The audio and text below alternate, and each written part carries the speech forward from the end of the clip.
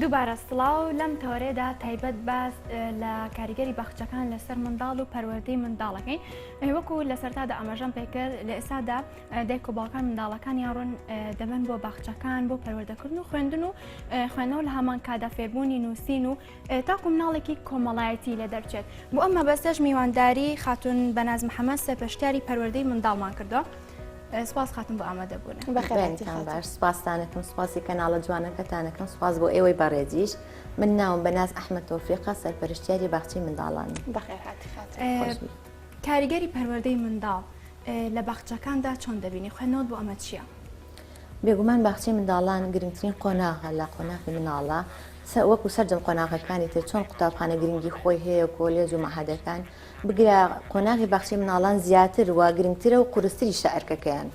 باخچەی منداڵان لە یەکەم جا لە ساڵی 1970 لە ئەڵمانیا لەلایەن پرۆفیسۆر و پەروەردەکاری دەروونناسەوە فریدریک فروێل کە یەکەم جار باخچەی منداڵانی دروست کرد بۆ ئەو دایک و باوکانی کە لە کانەبەردەکانە ئیشەکەن و ناوینا بڵێن بە زمانی خۆیان کە تەرجمەیەکی بۆ زمانی خۆمان ژینگەیەکی گونجاو بۆ منداڵەکان پێش ئەوەی بچنە قۆناغی قوتابخانەوە. بەڵێ ئەمە دیارە تۆ باست لە مێژووی باخچەی مناڵان کرد ئەگەر ئێمە بینە سەر ئەوەی کە دەزانین مناڵ لەو تەمەنی کە دەچێتە باخچە توانای فێربوونی زۆرە و هەروەها قۆناغی پەروەردەکردنی مناڵە پێش قوتابخانە و دواترۆک و ئاماژە و پێکرد زانکۆ و پەیمانگاکان تۆ تا چەندێک کاریگەری باخچەکان دەبینین لەسەر پەروەردەی مناڵ بە بۆچوونی بێگومان زۆر کاریگەری هەیە مناڵێک کە ئەچێتە باخچە زۆر جیاوازی هەیە لەو مناڵێک کە ناچێتە باخچە و قۆناغی باخچە یعنی تێ ئەپەڕێنێ و ئەچێتە قوتابخانە. یەکەم جار مناڵ کە لە ناو خێزانە ناو باوەشی خێزانی خۆیان بێ ئەچێتە ناو قوتابخانەوە سێرەکەی ژینگەکەی لێ ئەگۆڕێ ژینگەیەکی نامۆیە بەڵام ئەگەر بە باخچەی مناڵانە تێپەڕێ سێرەکەی باخچەی مناڵان کۆمەڵێ زانیاری زۆر و شارەزایی زۆری ئەم مناڵە فێرەکەن بەس لە ڕێگەی یاریکردنەوە چونکە قۆناغی 4 ساڵ و 5 ساڵ لە مناڵە لە مرۆڤدا بەگشتی قۆناغی دروستبوونی کەسایەتیە. ئامانجی باخچەی مناڵانیش گەشە سەندنی لایەنی جەستەیی و دەرونی و ژیری و کۆمەڵایەتیە. ئێمە کە مناڵە نێرین بۆ باخچەیە ئێمە وەکو سەرپەرشتیار وەکو مامۆستا ئەو مناڵانە وەرەگرین ئەبێت چۆن بتوانین مامەڵەیان لەگەڵا بکەین بۆی گەشە بدەین بەو لایەنانەی. بۆچی لەبەرەوەی ئێمە ئەمانوێ مناڵێک یان بە شێوەیەکی تر بڵێم فەلسەفەی پەروەردەوە فەلسەفەی باخچەی مناڵان ئەوەیە کە بتوانین نەوەیەکی دەروون تەندروست پێک بێنین. بەڵێ خاتون ئەو باخچانەی کە هەیە هەم بە حکومی و هەم بە تایبەتی باشە چی فێری مناڵەکان دەکرێت مناڵەکان لەوە چۆن فێر دەبن چۆن مناڵێکی کۆمەڵایەتی دەرەچون لە هەمان کاتە گۆشەگیر نابن؟ بێگومان لە نەحکومیەکانیش و لە حکومیەکانیشا ئێمە وتمان یەک ئامانجمان هەیە بەڵام شێوازی وتنەوەی وانەکان لەوانەیە جیاواز بێت لەوانەیە بەرنامە و پرۆگراممان جیاواز بێت بە تایبەتی لە نێو دەوڵەتیەکانە کە یعنی ڕاستەوخۆ پەیوەندی هەیە بە وڵاتەکانی دەرەوە بەڵام لە ناخۆیەکانە لە بڵێن حکومیەکان و لۆکاڵەکانە باخچەکان ئێمە کۆمەڵێ پرۆگرامی تایبەتی خۆمانمان هەیە. بۆ نمونە وانەی بیرکاری کە لە قوتابخانەیە ئەخوێنرێت بە هەمان شێوە لە باخچەی مناڵانە ئەخوێنرێت کۆمەڵایەتی ئاین زانست ئەمانە هەمووی ئەخوێنرێت لە باخچەی مناڵانیشە بەڵام بە شێوەی یاری و لە ڕێگەی یاریەوە ئەخوێنرێت. لە جیاتی ئەوی ئێمە بیرکارێکی فێرکەین ئێمە هەڵەسین میکانۆ ئەینە دەست ئەم مناڵە فێری ڕەنگەکانیەکەین فێری شکلەکانیەکەین دوای ئەوە سوچی ماڵە باجێ نەمان هەیە دراما فێری شانۆیەکەین. ئێمە ئەگەر بمانەوە فێری خێزانی بکەین لە ناو باخچەکەیە ئەهێنین دوو مناڵ ڕاستە و خۆ دوو مناڵێک یانەکەین بە دایکی یانەکەین بە باوک فێری شێوازی خێزانیانەکەین وردە وای لێکن هەتاوکو ئەم لە هۆکارە زیندۆ ئەیگۆڕین ئەیگوێزینەوە بۆ سەر فلاشکار تێک بڵێن شێوەی دایک نووسراوە شێوەی باوک نووسراوە هەڵی ئەواسێ بە و بۆردای ئەو مامۆستای باخچەیە کەواتە لە هۆکاری زیندۆ بۆ هۆکاری نازیندوو ئەیگوازین و ئەیخێنە زیهنی ئەو مناڵەوە فێریەکەین. ئەم فێرکردنە لە منداڵێک بۆ منداڵێکی تر ئەگۆڕدرێ بۆ مناڵێک هەر لە سەرەتاوە بە هەرێکی هەیە تایبەتە یاخود ئاستێکی زیرەکی باشترە لە مناڵێکی تر یعنی بە پێی ڕێژەیش بێ هەماشت بۆ هەم مناڵەکان نەکرێت یاخود مناڵێکە ئاستێکی زۆر بەرزی هەیە جیا ئەکرێتەوە و بە بەراورد بە مناڵەکانی تر؟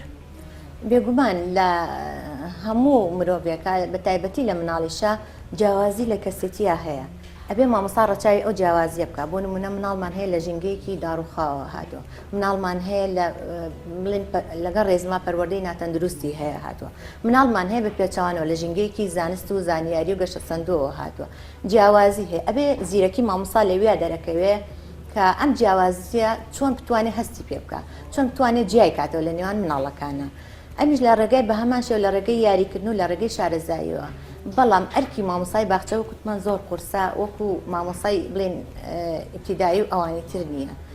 بەپێ علم نەفس مناڵ لە 10 دقە زیاتر خۆی ناگرێت، یعنی دانیشێت. من مناڵی خۆشم 10 دقە زیاتر ناتوانێت دانیشە و گوێم لێ بگرێت، تا ئێوارە بڵم مەکە دانیشە هەستا 10 دقە زیاتر خۆی ناگرێت گوێم لێ ناگرێت. ئایا ئەم مامۆستای ئەبێت چی بکات؟ چۆن بتوانێت ئەم مناڵە دانێ ئەم زانیاری بۆ بگوێزێتەوە و فێری بکات؟ ئامادەیەکین بۆ قوتابخانە. ئەبێ چی بکات؟ ئەبێ لە ڕێگەی یاریکردن، ئەبێ ڕۆژانە متابعی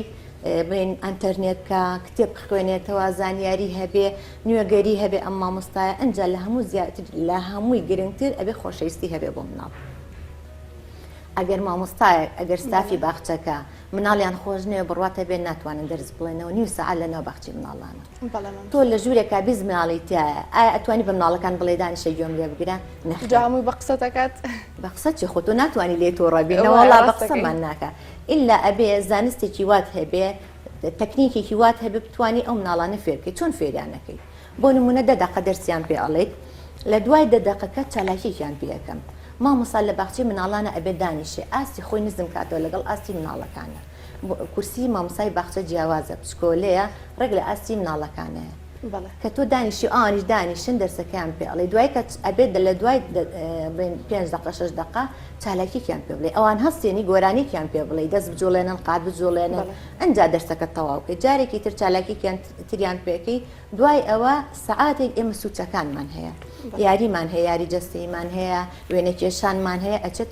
یعنی تەواوکردنی بەرنامە و پرۆگرامەکان لە ڕێگەی یاریکردنەوەی. ئەنجا دواتریان بیتە دەرەوە، مانگەکان هەر مانگەی لەگەڵ وەحدەکانە کە هەمانە مناڵەکان ئەبرێتە دەرەوە. بۆ نمونە گۆڕانکاری لە وەرزەکانە هەیە، چۆنە مناڵانە فێرکەین؟ ئایا ئەمە وەرزی پاییزیان وەرزی زستانە؟ مناڵەکانە بیتە دەرەوانێ یان بێنە باخت، هەر هیچ شوێن نەبێ یان بیتە باخچەکەوە. سیرەکەی گەڵایەکی زەردوەریوە درەختەکە زرد بۆ مناڵینە ئەوە چییە لەویە؟ سیرەکەی گەڵاکە کۆکەنەوە ئەیهێنن، دوای ئەی بنە ژوورەوە دەرسی لە تەبعا بێت لەو کاتیا پرسیاریان زۆر لێ بکەی بۆ شتەکان بە چای خۆیان ببینن، زیاتر لە هەستەوەرێک بەکاربهێنن بۆ خۆیان، ئەو کاتە زیاتر فێرە بن. ئەگەر ئەبینە سەر ئەوەی هەندێک جار دەبینیت منداڵ کە دەچێتە قوتابخانەکان ڕقیان لە قوتابخانە بێتەوە، تا چەندێک باخچە کاریگەری لەسەر ئەوە هەبووکە قوتابخانە لە لای منداڵان خۆشەویست بکات. زۆر کاریگەری هەیە. من پێشتر باسم کردوتم ئەگەر ئەو جیاوازیە لە قوتابخانەکانە زۆر بەدی ئەکرێت. من مامۆستا هەیە قسەمان بۆ ئەکا ئەڵێ ڕەحمەت لەو دایک و باوکی کە مناڵە ئەنێرێتە باخچە، بۆ لەبەروی مناڵێک کە یەکسەر بچێتە قوتابخانە ئەترسێت، لە مامۆستاکە ئەترسێت، لە هاوڕێکانی ئەترسێت، چکە مناڵی وایە بەتەنها لە خێزانێکە هیچ دەموچایەکی نەدیوە دایک و باوکی نەبێ، نامۆیە کاچێتە قوتابخانەوە. بەڵام مناڵێک کە چووە باخچە و گۆڕانکاری دەرونی و کۆمەڵایەتێکە و تێکەڵ بە مناڵی تر بوو، ئێمە قۆناغی باخچە چیەکەین؟ بەس مناڵ ئامادە ئەکەین بۆ قوتابخانە. یعنی ئیلزامی نییە قۆناغی باخچە، ئیلزامی نییە حەزەکەم هەموو کەسێ ئەوە بزانێت، بەڵام قۆناغێکمان هەیە دوو پۆلە. قۆناغی باخچەمان هەیە، مناڵەکان ئامادە ئەکەی لە ڕووی بڵێن زانستیەوە لە ڕووی دەرونیەوە، ئایا ئەم مناڵە پێویستی بە خواردنە دووسێژم خواردنیان ئەینێ، جێگە داخراوە لە ناو پۆلەکانە، بەس لەبەر ئەوەی تێکەڵ بن لەگەڵ مناڵی ترە لایەنی دەرونیان باش بێت، چونکە مناڵی وانمان هەیە ئەترسێ، مناڵی وانمان هەیە خەمۆکە، مناڵی وانمان هەیە ناتوانێت قسە بکە. ئێمە ئامادەیانەکەین ئیان خێنە بەردەمی قوتابخانە، ئامادەیەکەین بۆ قوتابخانەکە کە مامۆستاکە ئەچێت سیرەکە ئەو مناڵی لە باخچەوە هاتووە زۆری فەرقە لەوەی کە لە یعنی بەبێ ئەوەی قۆناغی باخچەی تێپەڕان بێ هاتوۆتە قوتابخانە. کاتە جیازەکان لە چیدا خۆی دەبینێتەوە؟ یەکەم لە لایەنی زیرەکی، دووهەم لایەنی کۆمەڵایەتی، سێهەم لایەنی دەرونی. ئەمانە زۆر کاریگەری هەیە بۆ ئەو مناڵانی کە بە قۆناغی باخچەیە هەڕۆن. مامۆسای پۆلی یەک زۆر ئەناڵێنن بەدەست ئەوەی کە مناڵیان هەتا مانگێک ئەگری، زۆر ئەگری، بەڵام ئەگەر مناڵ لە باخچەوە هەمووی باخچەی تەواو کردی بێ سێرەکەی زۆر احتیاجی هەم زیرەکتریشە، یعنی ئەو بابەتانە زۆربەی جار ئەبێ بە دووبارە و سێبارە بۆی لە پۆلیەکە کە ئێخوێنێت، چونکە لە باخچە ئامادە کراوە هەمووی حازرە. بەڵێ دیارە مامۆستا دەمەوێت بپرسم هەندێک جار کە منداڵان دەچنە قوتابخانە مامەڵیان لەگەڵ باخچەکانە زۆر بۆ ئەگۆڕدرێ بۆ تۆ باس لەوەکە کە 5-6 خولەک شتێک ئەخوێنن دوای ئەوە چالاکیەکیان پێکرێت بەڵام ئەوەی من لە مەکتەب بووم ئەوەی بینیمە کە ئەچیتە قوتابخانە لە پۆلیەکەوە ئەو شتانە و هەمووی لێتە ئەبڕێت ئێوە ئەو ڕێنمایانی کە کردوتانە تایبەت بە مامۆستاکان بۆی چالاکی لە باخچەکان داهابێ ببوورە تا چنێک لەگەڵ قوتابخانەکان گونجاندوتانە. من خۆم سەرپەرشتیارێکی پەروەردەیی یعنی دوو جار ئەو یاداشتم بەرز کردوتەوە لە کۆڕ و سیمینارەکانە باسم کردووە و تومە حەزەکەم یعنی پۆلێکە بێ بڵین پۆلی سفر بێ لە قوتابخانەکانە چۆن چکە مناڵێک چۆن کەسێک لە جەوێکی گەرمەوە چێتە جەوێکی سارد تووشی هەڵامەت لەگەڵ ڕێزما بۆ هەموو قوتابخانەکەمان من چاوی هەموو مامۆستایەک ماچەکە من بەلایەنی خوانەخواستە سلبی باسی قوتابخانە ناکەم لەبەرەوە ئەرکیان زۆرە مناڵیان زۆرە یعنی هەر واتیا ئەبێ بەڵام لە باخچەیە مناڵ زۆر نازی ئەدرێتێ لە ڕێگەی بڵێن ژینگەی زۆر جوانی بۆ ئەگونجێ بەڵام کە ئەچێتە قوتابخانە هەندێک قوتابخانە سیرەکەی لەسەر ڕەحلێ سێ چوار مناڵ پێکەوە دانیشتون جێگەدانەخراوە ئەو خواردنێتیانە بەس حانوتەکەی هەیە ئەگەر بەری بکەوە یا بەری نەکەوە نیە مناڵی ئیبتیدایی بەڵام ئەو پۆلی سفرەکە دروست بکرێت لە نێوان باخچە و لە نێوان قوتابخانەیە هەبێت یعنی تۆزێ ژینگەیەکی لەباری بۆ دروست بکرێت نزیک بە هەم لە باخچەکە و هەم ئامادەش بکرێت بۆ پۆلی یەکەکەی ئەوە لەسەر شانی ئێوە نییە کە بۆ نمونە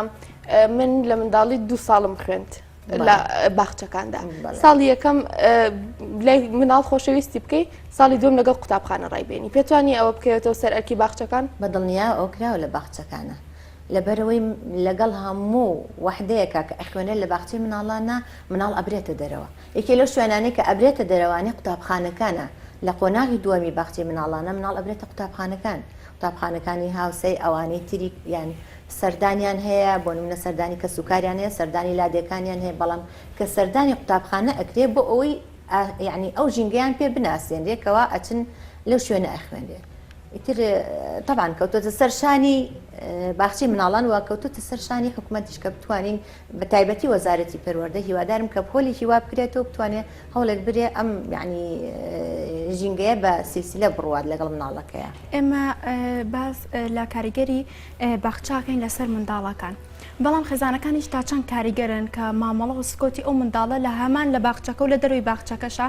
یعنی مناڵێکی پۆزتیڤ دەرچێت باش ئەمە چۆن هەڵی ئەسەنگێنی و چۆن خوێندنەوەت بۆ یەکەی لەگەڵ ڕێزما کۆمەلگای ئێمە زۆر تا ئێستا شارەزایی زۆرینگە لەناو باخچەیە ینی نازان چی ئەگوزەرێ لە باخچەیە من هەموو جارێڵم من سەرپەرشتیاری مناڵم نەک سەرپەرشتیاری بەڕێوەبەر و یان مامۆستام نە ئەو مناڵانی کە ئەچێتە ئەو باخچەیەوە ئەبێ بزانن دایک و باوک حەقی ئەوەی هەیە بڕوات لەناو ئەو باخچەیە و قانونی شەو یاساش پێڕێ هەتا دەڕۆژ بچێ بەناو باخچەکە لەگەڵ مناڵەکانە دانیشێ مناڵیوە تا مانگە دەتوانێت دایک و باوکەکە لەگەڵ یا دانیشێ بۆی بزانێت چی ئەگوزەرێ لەناو باخچەکەیە خۆمان دەکرێت بەڵێ خۆمان ئەو کراوە بە تەکیدیش هەیە و ئەشتوانن بە دوواداچوونی بۆ بکەن و ئەبێ هەم ئاهەنگی هەبێ لە نێوان خێزان و لە نێوان باخچەی مناڵانە دایک و باوک وازانێ باخچەی مناڵان تەنها بۆ یاریکردن مناڵژێرکردنە هەندێک لە دایک و باوکان لە کۆمەلگای هەندێک وازانن بەس تەنها یاریکردنە بەڵام ئەگەر ئەو هەماهەنگی هەبێت دایک و باوک جاری وا هەیە باوک دایک شەهادەی بەرسە شارەزایی زۆرە پێویستە دابنیشێت لەگەڵ لیژنەی باخچەیە بۆ دانانی پرۆگرامێکی جوان و چروپڕ دابنێ لەناو باخچەکەیە پێویستە سەردان بکات بە دوواداچوون بکە بۆ مناڵێک ئەگەر بۆ نمونە 1-2 ڕۆژ نێتەوانێ و دیار نەبێ ئەبێ باخچەکە ستافی باخچەکە پەیوەندی بە دایک و باوکەکە بۆ مناڵەکە نەهاتۆتەوانێ بۆ مناڵەکە دیار نییە مناڵەکەت نەخۆشە یا مناڵەکەت خەمۆکە ئەمانە هەمووی فایلی هەیە هەمووی بڵێن نووسراو هەیە لە قوتابخانە لە باخچەکانە بە دوواداچوونی بۆکرێ لەگەڵ خێزانەکانە پێویستە یان بڵێن کۆبوونەوەی دایک و باوکان ساڵی 2 جار بەلایانی کەم لە باخچەی منداڵانە ئەکرێ دایک و باوک ئامادە بێ بەڵام لەگەڵ ڕێزمانە لە دایک و باوک گوێنایەتێ و سەردانی باخچەکە ناکە یا مناڵەکەی ئیهمال کردووە بەس ئەی کاتە ئەودی دەرگای باخچەکە و ناچێت ئەگی ناخۆیە بێ هەماهەنگی هەبێت لە نێوان باخچەش و لە نێوان خێزانەکانە مامۆستاژە بێ پردی پەیوەندی بێ لە نێوان باخچە و لە نێوان خێزانەکانە بەڵێ سپاس بۆ مامۆستا بەناز ئەحمەد سەرپەرشتیاری پەروەردەی باخچەی منداڵ سپاس بۆی بەشێکی ڕاستەوخۆ لە ستۆدیۆ ئامادەبوویت زۆر سپاس بۆ ئێوە